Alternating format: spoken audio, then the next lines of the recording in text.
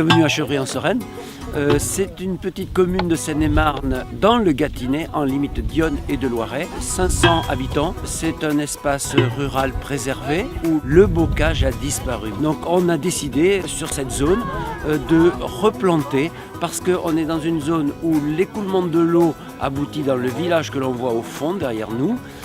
Et à chaque grosse pluie, les caves sont inondées. Donc conduire les eaux pluviales et les empêcher peut-être d'arriver jusqu'au village en les pompant grâce aux arbres. Donc nous avons essayé de regrouper des bénévoles du village ou des villages voisins et surtout la Fondation Yves Rocher qui est là en nombre.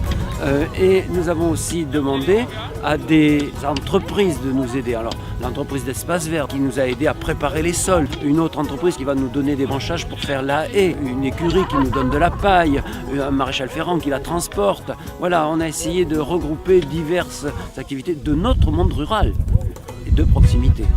Et donc moi je les remercie infiniment de nous aider. Les essences que nous avons choisies, ce sont des essences de pays. Elles ont toutes été inventoriées dans les lisières ou les restes de haies aux alentours du chantier. Nous avons pris les plants un à un pour les habiller, c'est-à-dire sectionner les racines trop longues et ensuite prendre les plants un par un pour les plonger dans un pralin. Un pralin, c'est une boue que l'on constitue d'un tiers de terre du site, un tiers de bouse de vache et un tiers d'eau.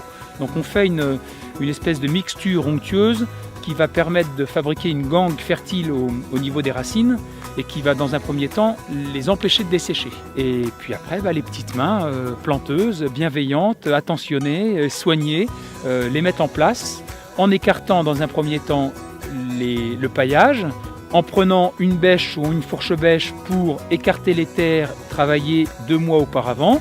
Et puis ensuite, il y a mise en place du plan en terre.